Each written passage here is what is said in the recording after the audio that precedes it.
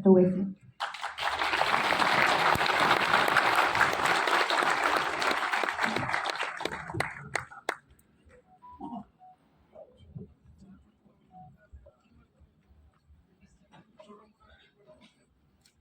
औज़ुबिल्लाहि मिनश्शैतानिर्रजीम बिस्मिल्लाहिर्रहमानिर्रहीम अस्सलामु अलैकुम वरहमतुल्लाहि वबरकातुहू। मोहतरम जनाब अब्दुल रहमान साहब, मोहतरम जनाब मेरे बड़े भाई बदरुद्दीन अजमल साहब, मोहतरम जनाब ईटी बशीर साहब, और जो इंडियन यूनियन मुस्लिम लीग के लोकसभा में पार्टी लीडर भी हैं और बदरुद्दीन भाई AIDF के सदर भी हैं और पार्टी लीडर भी हैं। मोअज़्ज़िज़ हाज़रीन इकराम, बुज़ुर्गान मिल्लत, मैं सबसे पहले जनाब अब्दुल रहमान साहब का दिल की गहराइयों से शुक्रिया अदा करता हूँ कि उन्होंने एक बेहतरीन किताब लिखी और पूरा डेटा उसमें डाला, वजूहात बताई हैं उस किताब में कि क्यों मुसलमानों की नुमाइंदगी कम हो रही है पार्लियामेंट में, ऐवानी असम्बली में, रियासती असम्बली में। मुझे आज से डेढ़ दो महीने पहले अब्दुल रहमान साहब मुझे फ़ोन पर बताए थे कि मैं इस तरह किताब लिख चुका हूँ या लिख रहा हूँ और उसके रस्म इजराई के फंक्शन में मुझे आना है। तो मैंने जनाब अब्दुल रहमान साहब से उनको मुबारकबाद दी, उनका शुक्रिया अदा किया कि उन्होंने एक बहुत ही मुश्किल और कंट्रोवर्शियल सब्जेक्ट के ऊपर उन्होंने कलम को उठाया है। और मैंने उनसे भी कहा था कि ज़रूर इंशाअल्लाह अल्लाह आपको इसमें कामयाबी देगा। मुझे किताब आज दोपहर में अब्दुल रहमान साहब खुद मेरे घर पर भिजाए, मैं नहीं था, मैं पार्लियामेंट में जाना था मुझे। जो सरसरी में बैठे बैठे उस किताब का मुताला किया हूँ। मैं ये समझता हूँ कि एक बेहतरीन किताब लिखी गई है और पूरे पार्लियामेंट के 17 जो लोकसभा के इलेक्शन हुए उसमें कितने पार्टीज़ ने अपनी जानिब से कितने मुसलमानों को टिकट दिया और कितनी रियासती पार्टियों ने लोकसभा के चुनाव में, इंतखाबात में मुसलमानों को टिकट दिए और फिर उसमें कितने कामयाब हुए पहली लोकसभा से लेकर मौजूदा 2019 तक। और साथ ही साथ उस किताब में उन्होंने रियासती असम्बली के इंतखाबात में भी मुख्तलिफ रियासतों का जिक्र किया है जहाँ पर कितनी पार्टीज़ ने मुसलमानों को टिकट दिए, कितने कामयाब हुए। और उस किताब के आखिर में उन्होंने हर रियासत में जितनी असम्बली हल्के जात हैं उसमें उन्होंने मुसलमानों का आबादी का तनासुब भी लिखा। तो मैं ये समझता हूँ कि एक बहैसियत एक सियासत के तालिब इल्म के लिए ये हमारे लिए बड़ी मुफीद साबित होगी। और मैं इंशाअल्लाह ताला ज़रूर जब वक्त मुझे मिलेगा मैं इसका पूरे जितना हो सके इसका पढ़ूँगा और यकीन जानिए अब्दुल रहमान साहब, मैं इसको इस्तेमाल करूँगा अपनी तकारीर में, अपने जहाँ कहीं मुझे मौका मिलेगा, ताकि ये जो हमारे वतन अजीज़ में ये जो आर्गूमेंट पेश किया जाता है कि मुसलमानों के ताल्लुक़ से कि आप सिर्फ वोट दीजिए, वोट लेने वाले आप नहीं बन सकते हैं। मेरी ज़िंदगी, सियासी ज़िंदगी जो मेरी अब तक रही है, मैंने अपने बचपने में अपने मरहूम वालिद को देखा, अपने बुज़ुर्गों को सुना, तो जाहिर है मेरा जो ओरिएंटेशन है वो इस बात को कबूल करने के लिए तैयार नहीं है कि मुसलमान चुनाव ना लड़े। और मेरा मानना ये है कि मुसलमानों को इंतखाबात में हिस्सा लेना ज़रूरी है, चाहे वो सरपंच के चुनाव हो या मंडल के चुनाव हो या निकाय चुनाव हो या म्युनिसिपल कॉरपोरेशन के चुनाव हो या असम्बली के हो या पार्लियामेंट के हो। और मेरा मानना यह है कि जब तक मुसलमान चुनाव नहीं लड़ेगा आप जीत भी नहीं सकते और अगर आपको हार भी मिलती है तो उसमें कोई बात नहीं, मगर आपको लड़ना ज़रूरी है। अगर आप हार के डर से इलेक्शन नहीं लड़ेंगे तो फिर आप कभी भी नहीं जीत पाएंगे। अगर आपको जीतना है तो आपको एक नहीं 2 बार हारना पड़ेगा और फिर आप जीतेंगे भी इंशाअल्लाह ताला। और अगर आप नहीं भी जीत पाएंगे तो कम से कम आप जो वोट लेते हैं उससे इन तमाम लोगों को जो जो ये समझते हैं कि मुसलमान जीत नहीं सकता, उनको आप बता सकते हैं कि देखो ये इतने वोट मैंने हासिल किए हैं, ये हमारी ताकत है। अभी मैं सुन रहा था हमारे प्रोफेसर मनोज झा साहब को, बड़े अच्छे आदमी हैं, मगर मुझे थोड़ा उनकी राय, मेरी राय उनसे मुख्तलिफ है। फिरका परस्ती का आगाज 2014 से नहीं शुरू हुआ। अगर आप वो किताब देखेंगे तो कभी भी 2014 से पहले तक मुसलमानों को पार्लियामेंट में उनकी आबादी के तनासुब से उतने एमपी जीतकर कभी नहीं आए। जो हाईएस्ट जीते वो 1980 में, और फिर उसके बाद 1984 में और 2004 में। तो ये कहना कि नहीं 2014 से ही ये तमाम चीजें शुरू हुई हैं, 2014 से चीजें शुरू हुई हैं, और जो कहते हैं वो इसलिए कहते हैं कि 1950 से जो फिरका परस्ती है उसको छुपाना चाहते हैं। जो लोग आपके सामने कहते हैं कि 2014 से माहौल खराब हुआ है, वो ये नहीं बताते कि माहौल 52 में भी खराब था, 56 में भी खराब था, 62 में भी खराब था, फिर इमरजेंसी में भी खराब था। माहौल खराब ही था, माहौल अच्छा नहीं हुआ। ये इस बात को आपको मानना पड़ेगा। अब जाहिर है यहाँ पर बैठने वाले लोग जो इन सेकुलर पार्टियों को चाहते हैं, मुझे यकीन है कि आपको तकलीफ होगी, मगर सच्चाई यही है कि फिरका परस्ती 1950 से शुरू हुई। फिरका परस्ती आज भी अपने उरूज पर है और कल भी रहेगी। फिरका परस्ती से मतलब क्या है कि जब मुसलमानों को वोट डालने का मतलब आता है, मामला आता है, तो सब बोलते हैं कि नहीं मियाँ जी वोट नहीं दे सकते। ये खुली खुली बात मैं आपसे कह रहा हूं कि आप वोट नहीं दे सकते, हम मगर जब बरादरी की बात आएगी तो यकीनन सब वोट देंगे। मगर जहां पर मुसलमान की बात आएगी बोलेंगे नहीं वोट नहीं देंगे। अच्छा, आज आप कहेंगे पार्लियामेंट में 4% मुसलमान एमपी हैं, उन 4% में 26 एमपी, 26 एमपी में सिर्फ 2 एमपी ऐसे हैं जो 10 या 15% नाम मुसलमानों के वोटर लिस्ट से जीत कर आए हैं। एक तो तमिलनाडु में मुस्लिम लीग के एमपी है, दूसरा हमारे अंसारी भाई थे, अफजाल अंसारी भाई थे। अब जितने उससे हटकर जो 24 एमपी जीत कर आए हैं, ये सेकुलर पार्टी की मेहरबानी नहीं है, ये 30% से ज्यादा मुस्लिम वोटर है तो इसलिए जीत कर आ रहे हैं। तो जिनका ये बोलना है कि हम जिताए नहीं जिताया, तो 30% के ऊपर जहां पर वोटर लिस्ट में मुसलमानों की आबादी है, वोटर लिस्ट में नाम है, आप जीत कर आते हैं। तो इसमें आपका बोलना है कि नहीं हम तीर मार लिए, नहीं, आप तीर नहीं मार रहे हैं। अगर आप तीर मारते तो फिर आप यूपी में बीजेपी को रोक देते। अच्छा, तीसरी बात यह है कि मुसलमानों में एक, जैसा बदरुद्दीन भाई ने कहा बिल्कुल सही है, मुसलमानों में एक जुनून है कि हम फिरका परस्त पार्टियों को वोट नहीं देंगे। बहुत अच्छी बात है, मगर आपको यह भी देखना है कि आपको भी जिंदा रहना है।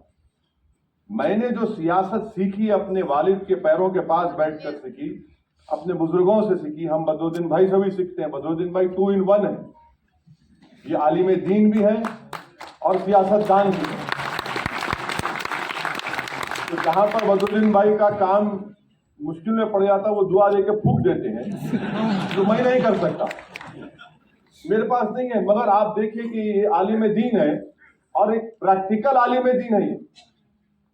ये उसमें फंसे हुए नहीं है उस डिबेट में। और बदरुद्दीन भाई आपसे ये नहीं कह रहे हैं कि पिछले बार इनका कांग्रेस से अलायंस हुआ था और इनकी बदौलत कांग्रेस को उतनी सीटें मिली आसाम में, और जब इख्तिदार नहीं मिला कांग्रेस को तो नतीजा आने के 24 घंटे नहीं हुए, मैंने अपने कान और आंख से सुना कि कांग्रेस के लीडर बदरुद्दीन भाई को बदुआ दे रहे थे। ये इनकी सियासत है। बदरुद्दीन भाई, हम सही कह रहे हैं, झूठ तो नहीं कह रहा ना हजरत, वरना इतर की किसी भी नहीं मिलेगी। देते नहीं है, इनसे खुशबू मांगो, बोलते मैं दुआ दूंगा पढ़ के। तो कांग्रेस ने ये काम किया। ये चीज आपको देखना है। अब हम इंडिया अलायंस में हम नहीं है, भाड़ में जाए, मुझे उसकी फिक्र नहीं है, मुझे कोई फिक्र नहीं। मैं इसलिए कह रहा हूं कि भाई साहब उसमें बैठकर क्या करेंगे, दम घुटेगा। वहां पर आप आइडियोलॉजी पर बीजेपी से मुकाबला क्यों नहीं करना चाहते? मुकाबला करें ना आइडियोलॉजी पर बीजेपी से। आप पहले ये कहेंगे कि देखो माहौल इतना खराब है कि अगर आपको देंगे टिकट तो फिर हमको हिंदू वोट नहीं मिलेगा, खुला बोलते हैं। तो आप, मैं खुल के कह रहा हूं, अंदर कमरे में कहते हैं। अच्छा, फिर आप देखिए कि राहुल गांधी अमेठी से क्यों हारे और वायनाड से क्यों जीते? वहां पे असदुद्दीन ओवैसी नहीं लड़ा इलेक्शन, वहां डील नहीं हुई मेरी बीजेपी से, नहीं हुई डील मेरी, मगर वायनाड से जीते। क्यों जीते वायनाड से? क्योंकि मुस्लिम लीग है वहां पे, मुस्लिम लीग ने उनको डूबने से बचा लिया। और मैं आपको बताना चाह रहा हूं कि मैं हमेशा भी कहता हूं कि अल्लाह हजरत इस्माइल रहमतुल्लाह अलैह की खबर को नूर से भर दे। उनमें वो विजन था कि उन्होंने मुस्लिम लीग को जिंदा रखा।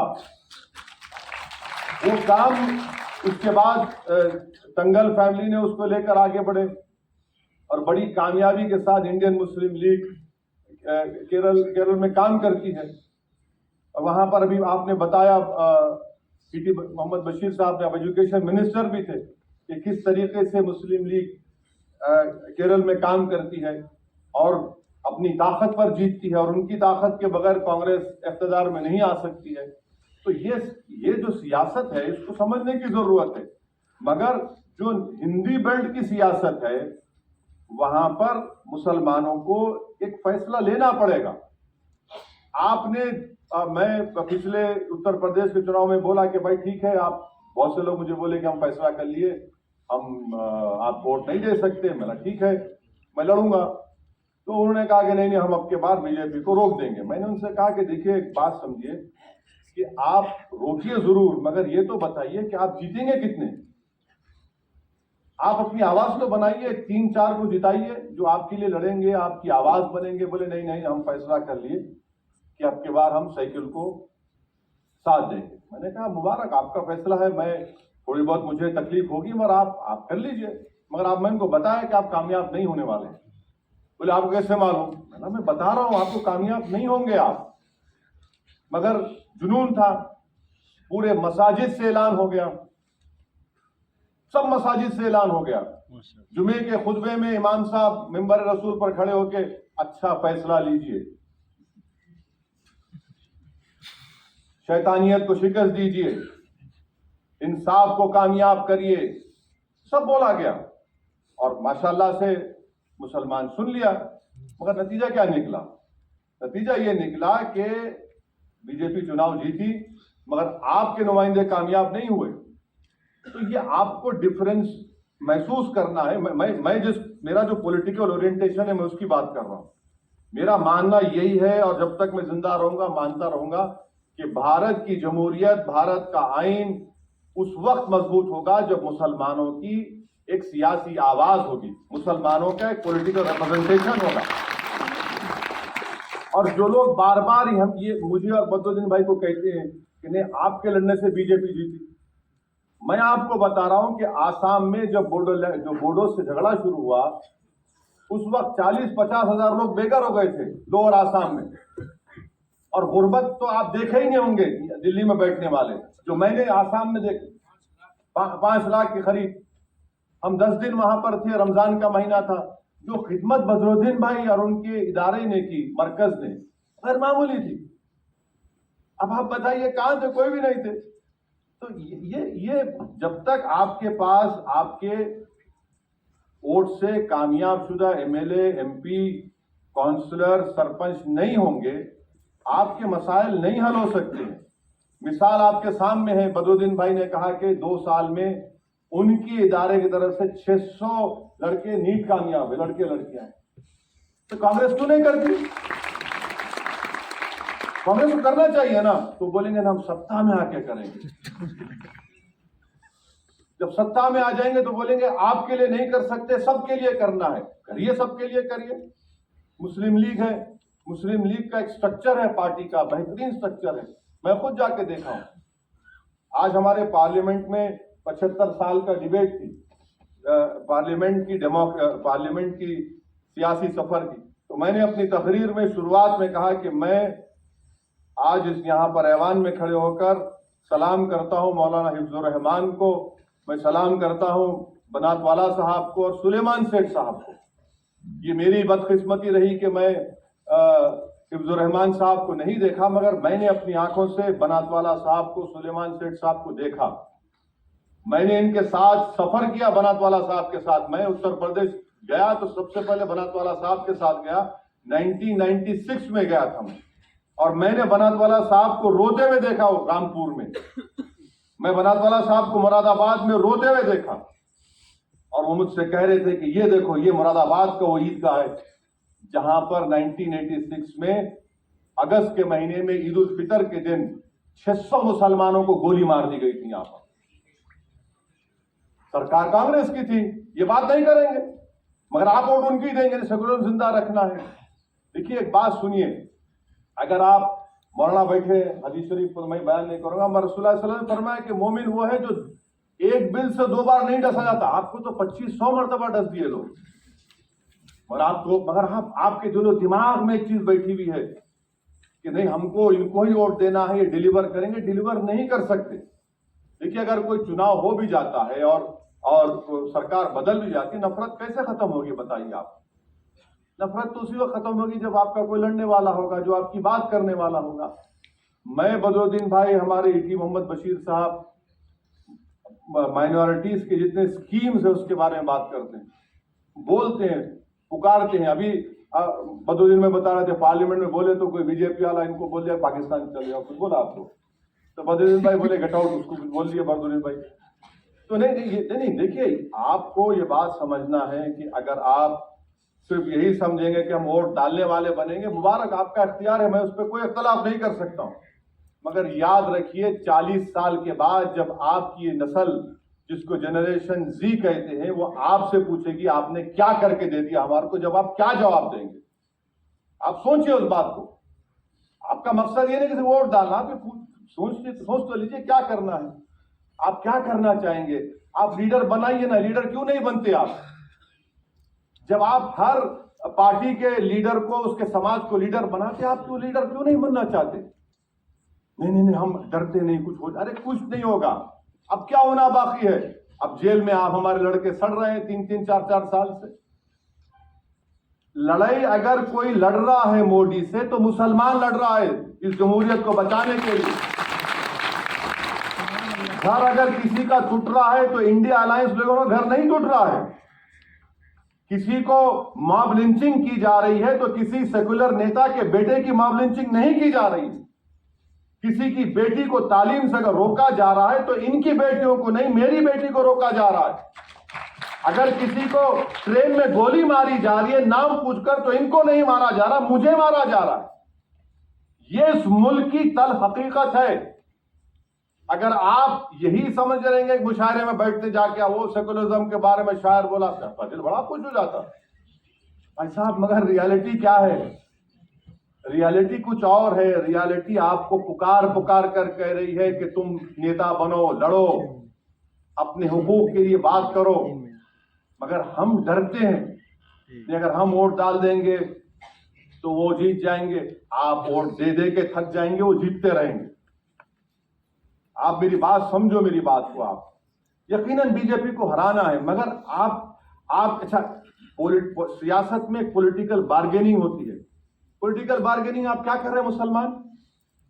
आप हर समाज को ले लीजिए, चाहे यादव हो, कुर्मी हो, कुशवाहा हो, ठाकुर हो, ब्राह्मण हो, जितने समाज हैं उनमें इतना सियासी शौर्य कि पॉलिटिकल बार्गेनिंग करती है अपने समाज के लिए। हम क्या करते? नहीं, बस हमको बचा लो, आप हमारे घर को बचा लो, हमारी मस्जिद को बचा लो। अरे फिर जिंदा रहने का मकसद क्या है बताओ? फिर आज आप कितने साल जिएंगे? 60 साल, 70 साल, उसके बाद सब बीमारियां लग जाते हैं। अरे आप ये भी तो देखो कि भाई हम क्या कर रहे हैं फ्यूचर के लिए, आप उसके बारे में सोचिए। अब अहम बात और एक बात, जब 2009 में जब डिलिमिटेशन कमीशन बना, कुलदीप सिंह साहब का कमीशन बना था डिलिमिटेशन का, तो 2009 में 2000 डिलिमिटेशन कमीशन उसमें 2009 है 2008 तो उस डिलिमिटेशन कमीशन के पास जब मैं गया था उनसे जस्टिस साहब से मिलने के लिए, तो वो हम जाकर बैठे, पूरा प्रेजेंटेशन दी हैदराबाद का, उसके पैरामीटर्स थे। तो उन्होंने मुझसे जब प्रेजेंटेशन हो गया तो उन्होंने सबको बाहर जाकर मुझसे बोले कि ओवैसी साहब एक बात बताइए कि आप और मुस्लिम लीग वाले आए हैं खाली उस पैरामीटर्स को बुनियाद बनाकर केरला और हैदराबाद की पार्लियामेंट कॉन्स्टिट्यूंसी बताने के लिए, आपके समाज के लोग क्यों नहीं आते? कि खाली बयान देते हैं लोग, स्टेटमेंट देते हैं कि मुसलमान के कॉन्स्टिट्यूंसी रिजर्व करते हैं। आप लाके दीजिए ना, आपको मालूम ज्यादा लोग नहीं गए मुसलमानों से, हम काम ही नहीं किए, तो क्या करेगा कमीशन वो? अब दूसरा देख लीजिए, आसाम की बात बदरुद्दीन भाई नहीं बोले। आर्टिकल 170 के तहत यह कहा जाता है कि जब असेंबली की या किसी पार्लियामेंट की कॉन्स्टिट्यूंसी का डिलिमिटेशन होगा तो वो पॉपुलेशन की बुनियाद पर होगा, मगर आसाम में ऐसा डिलिमिटेशन करवाया गया कि 11 मुसलमानों की सीटें कम कर दी गई असेंबली की, 11 डिलिबरेटली। अब अल्लाह को मालूम कि कोर्ट में जब जाएंगे तो कोर्ट से क्या होगा, कैसे होगा। कश्मीर में जाइए आप, कश्मीर में जो डिलिमिटेशन किया गया, जम्मू में सीटें बढ़ गई, कश्मीर में कम, जो कश्मीर में बढ़ना था जम्मू में बढ़ा दी गई। इसके भी हम ताल्लुक से हमको देखना है। चौथी बात यह है कि चुनाव जब लड़ते हैं तो यकीनन आज के माहौल में पैसों की जरूरत पड़ती है, इसका भी हमको इंतजाम करना पड़ेगा। सिर्फ तकरीर पर आकर सुन के कोई वाह वाह जिंदाबाद नारे तकबीर उससे नहीं होता है। ऑर्गेनाइजेशन आपको बनाना पड़ेगा और ऑर्गेनाइजेशन पे आपको काम करना पड़ेगा। तो ये बहुत सी चीजें हैं जिसको आपको देखकर काम करने की जरूरत है। और अगर आप सियासत का कोई तजुर्बा नहीं था, जब वो पहली मर्तबा जीत कर आया और जमीयत के दफ्तर में मेरी उनसे मुलाकात हुई थी 2005 या 6 में, मैं बड़ा खुश हुआ देख के कि वो एक मौलाना आलिम दीन, उन्होंने ये काम कर दिया। वरना हमारे पास क्या नहीं भाई, मौलाना है वो हमारी बात नहीं समझे, मुझे प्रैक्टिकल मौलाना है। ये मौलाना को गर्मी और नरमी और वो सब मालूम इनको, और आसाम में रहना आसान बात नहीं है। फिर इंडियन मुस्लिम लीग की मुसलसल कामयाबी आसान बात नहीं है। पिछले 60-65 साल से इंडियन मुस्लिम लीग कामयाब होना ये आसान काम नहीं है, और वहां पर एक पॉलिटिकल आइडेंटिटी को पैदा कर देना, तो ये काम हो सकता है, ये काम हो सकता है, बशर्ते कि आप ये काम करने का ठान लें। देखिए, किसी को बुलाकर भाई मैं 2 बच्चों को तालीम दिला देता हूं, आसान काम है। किसी को कहना कि भाई मैं एम्बुलेंस दिला देता हूं। मैं आपसे कह रहा हूं कि कौम का मुस्तकबिल तैयार करो आप। जब तक भारत में आपकी पॉलिटिकल वॉइस नहीं रहेगी, रिप्रेजेंटेशन नहीं रहेगा, आपसे इंसाफ नहीं होगा, आपसे इंसाफ नहीं होगा। मेरी बात सुनिए, अगर कल सरकार बदल भी जाती है इंशाअल्लाह, हम भी उम्मीद करते हैं, मगर आपसे इंसाफ कौन करेगा? आप उम्मीद करेंगे, लोग करेंगे। हमारे हैदराबाद में कहावत है कि जब तक बच्चा नहीं रोता माँ उसको दूध नहीं पिलाती। तो हम लोग क्या करते हैं, हम लोग सिर्फ दुआ करते हैं, बस दुआ करिए मौलाना के इस इलेक्शन में ये तमाम बातिल ताकतें बर्बाद हो जाएं। हम लोग जोर से आमीन बोलते, फिर वहां दुआ करते हैं अल्लाह इस इलेक्शन में इनको आपस में टकरा दे, आमीन, हो गया। मेरे भाई, रसूल अल्लाह सल्लल्लाहु अलैहि वसल्लम मिंबर और मेहराब से उतरकर मैदान कारसाज में अपने दंदान मुबारक को शहीद कराए। सिर्फ दुआ पर इक्तफा नहीं कि अमली मैदान में आए थे। अब आपको भी सोचता है कि आप क्या करेंगे, क्या सिर्फ आप सुनते रहेंगे, किताब पढ़ेंगे? अरे भाई, इस आदमी ने नहीं मालूम कितनी रातें अपनी खराब की, कितना सुकून अपना बर्बाद किया किताब लिखने के लिए। तो इस किताब को पढ़िए, उस पर अमल करिए, सोचिए कि मैं क्या करने वाला हूं। आप अगर आपको नफरत है असदुद्दीन ओवैसी से, ईटी बशीर साहब से, बदरुद्दीन भाई, तो आप आइए, मैं पीछे आपके काम करने तैयार हूं, या खुद करिए, मगर कुछ तो करिए। अगर आप नहीं करेंगे, अगर आप नहीं करेंगे और बोलेंगे भाई साहब कोई आसमान से फरिश्ते आने वाले नहीं है, ना कोई जमीन से निकल कर आने वाला है, आपको ही करना है। अगर आप चाहते हैं कि आपके मुकद्दर के फैसले आपकी मर्जी के मुताबिक हों, तो फिर सियासत में हिस्सा लीजिए। अगर आप सियासत नहीं करेंगे तो कोई और सियासत करेगा आपसे।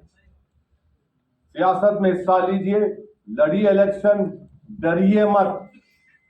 जिंदगी में, दुनिया में अगर हार मिलती है तो कोई परवाह नहीं, उस दिन की हार से बचिए जिस दिन, उस दिन अल्लाह सबका हिसाब किताब करेगा। तो इस दुनिया में हारे कोई बात नहीं, मगर इखलास तो है ना, नीयत है अल्लाह को राजी करना है, एक मजलूमों की आवाज बनना है।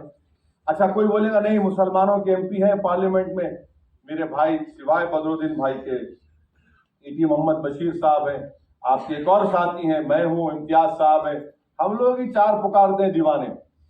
दूसरे पार्टियों के जो हमारे मुस्लिम मेंबरान हैं बड़े बाइज्जत है वो, मगर उनकी पार्टी उनको बोलने ही नहीं देती। अच्छा, वो बैठकर सुनते हमारी तकरीर को, बदरुद्दीन भाई की, बशीर साहब की। अब आप क्या बोलेंगे, what are you saying, we are sitting to hear you, आप क्यों नहीं बोलते? No you please understand, we come from this party that party. अच्छा, जितने बड़े बड़े पार्टियां उनके नेता आप सुनेंगे, ऐसा नजर आता है कि मुसलमान वो है, मैं नहीं हूं। मगर जब उनके बात करने की मामला आता कोई नहीं करेंगे। अब आप बोलेंगे कि हैदराबाद में हमने क्या हासिल किया, मैं लंबी तारीख है हमारी। सिर्फ आपको बताऊंगा कि पिछले 9 साल में हमने तेलंगाना की हुकूमत की तायीद की, उनसे अच्छे ताल्लुकात रखे, मिनिस्ट्री उसकी नहीं ली, हमारी नुमाइंदगी पर, और गवर्नमेंट ने पॉलिसी बनाई। आज 200 मुसलमानों के लिए रेजिडेंशियल स्कूल चलते हैं, 6 क्लास से 12th क्लास तक फ्री तालीम, बच्चियों का रेजिडेंशियल स्कूल अलग, लड़कों का अलग। कितने 80,000 के करीब मुस्लिम बच्चे और बच्चियां पढ़ते हैं उसमें। अब आप ये समझिए कि अच्छा, ये कांग्रेस के लोग हमें गाली देते, ठीक है, कोई परवाह नहीं, गाली सुनना हमारे, शायद हमारे मुकद्दर में अल्लाह ने लिख दिया। तो इनसे पूछिए आपने क्यों नहीं किया राजस्थान में, करिए ना, नहीं करेंगे। अरे छोड़िए बिहार की बात, आप क्या कर रहे हैं? जिस आदमी ने ट्रेन में नाम पूछकर गोली चलाई, उसका ताल्लुक हैदराबाद से था। हम अपने हमारे एमएलए असेंबली में उसके मुतालबा किए, उसके 3 बच्चे थे मरहूम के, एक्सग्रेशिया उनको मिला, पैसे दिए गए, 24 घंटे के अंदर उसको बेवा को गवर्नमेंट नौकरी दी और 2 BHK घर दिया उसको। बिहार में कुछ नहीं हुआ, मगर बिहार में नहीं, सेकुलरिज्म का साथ देना है, करो आप, क्योंकि आप नहीं मरे, कल आप मरेंगे तो आपको मालूम होगा क्या तकलीफ होगी। आपको अंदाजा नहीं है, अभी आपके पीठ पर लट नहीं पड़ी, आपको गोली नहीं लगी, आपके भाई को मॉब लिंचिंग नहीं की गई, नू में घर तोड़ दिए गए, पूरा भारत में फिरे, वहां नहीं जा सकते, नहीं जा सकते वहां पे। अगर ये बात भी पसंद नहीं आई कि हमारे दोस्तों को बोले कि ये सब बातें क्यों कर रहे हो आप, वहां पे जाएंगे तो वहां का वोट नहीं मिलेगा। सवाल वोट लेने का नहीं है, सवाल अगर तुम गांधी नेहरू की कुर्बानियों को जिंदा रखना चाह रहे, भारत के प्लुरलिज्म और डाइवर्सिटी को जिंदा रखना चाह रहे, तो इन ताकतों से लड़ना पड़ेगा आइडियोलॉजी की बुनियाद पर। मसलहत के नाम पर आप बुद्धिजीवी के मशारे करेंगे तो फिर बेफायदा है। तो बहरहाल लंबी गुफ्तगू हो गई। मेरा यही कहना है कि सियासत में हिस्सा लीजिए। आप मुझे पसंद नहीं करते, कोई परवाह नहीं, पर इलेक्शन लड़िए, लीडर बनिए, नेता बनिए, काबिल बनिए, आइए मैदान में। और जो खास तौर से जो हमारे पढ़े लिखे नौजवान लड़के लड़कियां हैं, आप ये पॉलिटिक्स से क्यों दूर हो रहे हैं? नहीं, हमसे नहीं होता भाई, ये गंदगी है। अरे भाई, गंदगी को कौन साफ करेगा? फिर आपको ही साफ करना है ना। नहीं, वो नहीं हो सकेगा भाई, बड़ा मुश्किल काम है भाई। अरे भाई साहब, इस चीज में आपको आना पड़ेगा।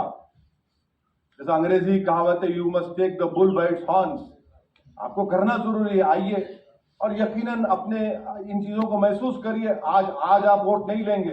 हैदराबाद की पार्लियामेंट की सीट पर हमारी पार्टी ने 5 मरतबा इलेक्शन हारा, उसके बाद हम जीते और जीतते आ रहे। तो अभी बदरुद्दीन भाई बोल रहे थे हैदराबाद को सब लोग आए। बदरुद्दीन भाई उनके बाप भी आए तो कुछ नहीं कर सकते हैदराबाद, कुछ नहीं होगा, क्योंकि हम काम करते, हम वहां पर दिन रात काम करते। कब्रस्तान में हम नजर आते, पोस्टमार्टम में हम नजर आते, राशन की दुकान पर हम नजर आते, दावत में नजर आते, बिस्मिल्लाह में नजर आते, हकीके में नजर आते, शादी में नजर आते, सब चीजों में हम काम कर रहे हैं। ये काम करने का जज्बा होना चाहिए। इलेक्शन जीतना आसान है, मगर जीतने के बाद जो जिम्मेदारी बढ़ती है उससे ज्यादा होती है। तो ये भी एक है। बहरहाल ये चीजें हैं। मैं रहमान साहब को मुबारकबाद देता हूँ कि आपने एक बेहतरीन किताब लिखी, और अल्लाह से दुआ है कि आप लोग इस किताब को पढ़ें, इसको खरीदें, और खरीद के सिर्फ रख ना दें। अरे देखो भाई, पढ़ो, उसको करिए कि किस सिस्टमेटिक तरीके से आप लोगों को, मुसलमानों को बर्बाद किया गया। याद रखिए, बाबा साहब अम्बेडकर ने कहा था कि जब तक आप सियासत में हिस्सा नहीं लेंगे, वो तरक्की के दरवाजों के ताले नहीं खुलते। उसको खुलते कब है? जब आपके पास आवाज होगी। और बाबा साहब अम्बेडकर ने ये भी बात कही थी, किसी ने उनसे पूछा, अरे वो रिजर्वेशन दलितों को मिल चुका है, कितने 80-90 MP जीत जाते हैं। तो बाबा साहब ने कहा कि हाँ, वो जीतते जरूर है, वो अपना मुंह उस वक्त खोलते जब उनको अंगड़ाई लेना। तो आप देखिए, इन बातों पर गौर करिए, और मुझे यकीन है कि शायद हमारी और बशीर साहब की बातचीत से, बदरुद्दीन भाई की बातचीत से आपको कोई एक उम्मीद और हौसला मिला होगा। हमारा मकसद एक ही है भाई, हमारी जिंदगियों का कोई भरोसा नहीं, कोई आप किसी का भी नहीं, मगर कम से कम इस मौके को गनीमत समझिए। यकीनन हालात खराब है, मैं इससे इनकार नहीं कर रहा हूं। इस मुल्क में फिरका परस्ती अपने उरूज पर है, चाहे इससे पहले कभी नहीं थी, मगर यही तो मौका है लड़ने का, यही तो मौका है जद्दोजहद करने का। आसान दिनों में तो सब काम करते, मगर मेरे भाई, जब नमरूद की आग आसमान को छू रही है और फिरौन का गुरूर अपने उरूज पर है, तभी तो आपको मजाहरे करना पड़ेगा। आज ही आपको मजाहरे करना पड़ेगा, ताकि आप और हम जब इस दुनिया से चले जाएंगे तो लोग कम से कम बोलेंगे, भाई ये लोग पीछे नहीं हटे, ये अपनी बात पर अटल थे, कायम थे। तो आइए, अपनी सियासत में हिस्सा लीजिए। हाँ, अगर आप किसी और पार्टी में भी जाकर लीडर बनते, बनिए, मगर लड़िए। उस पार्टी में जाकर दरी मत बिछाइए, उस पार्टी में जाकर सिर्फ इफ्तार की दावत मत करिए, उस पार्टी की दावत में जाकर सिर्फ दरगाहों पर चादर मत पेश कीजिए। उस पार्टी में जाइए तो अपनी नेता बनिए, अपनी इज्जत को बरकरार रखिए, और बैठकर अपनी बात को करिए। ये आपको करना पड़ेगा। अगर आप नहीं करेंगे तो फिर आपको ही रोना पड़ेगा। ऐसे ही किताबें और लिखती जाएंगे तो शायद 10-5 साल के बाद एक और किताब आएगी। इकबाल अंसारी साहब ने किताब लिखी थी, 2004 में आई थी। आप उसका पार्ट 2 लिखें, शायद पार्ट 3 लिख देंगे। आज आप 26 आपके पास है तो शायद कल 18 जीत कर आए, उसके बाद आपका नामो निशान भी ना रहे और आप सिर्फ वोट डालते रहेंगे। और ये बात दिमाग से निकालिए कि नहीं, हमको इलेक्शन नहीं लड़ना है। इलेक्शन लड़ना है, इलेक्शन लड़ेंगे तो ही आपको जमहूरियत आपको वोट दे रही है, आप वोट नहीं डालेंगे। ये एक अजीब बात काबिल लोग हैं, पढ़े लिखे।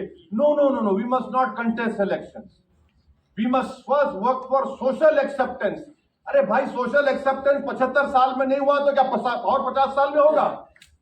सोशल एक्सेप्टेंस उस वक्त होता है जब आप ताकत दिखाएंगे, जब आप वोट लेंगे, चाहे 100 वोट क्यों ना हो। उनको मालूम होगा, अरे भाई आज 100 लिया, कल 1000 तक जाएगा। तो इसीलिए मेरी, माफ करना, मुझे बोलने की बुरी आदत है, और बदरुद्दीन भाई ने खामखा मुझे तैश भी दिला दिया कि बोलेंगे, तो मरना में बोल दिया। तो बहरहाल आप तमाम से गुजारिश है कि आप हमारी इन बातों का गौर करिए, और अब्दुर्रहमान साहब का और उनकी तमाम टीम का मैं शुक्रिया अदा करता हूं कि उन्होंने हमको यहाँ आने की दावत दी, और अल्लाह सुब्हाना व तआला अब्दुर्रहमान साहब की इस किताब को कबूल करे। वाखिर दावा अल्हम्दुलिल्लाह रब्बिल आलमीन।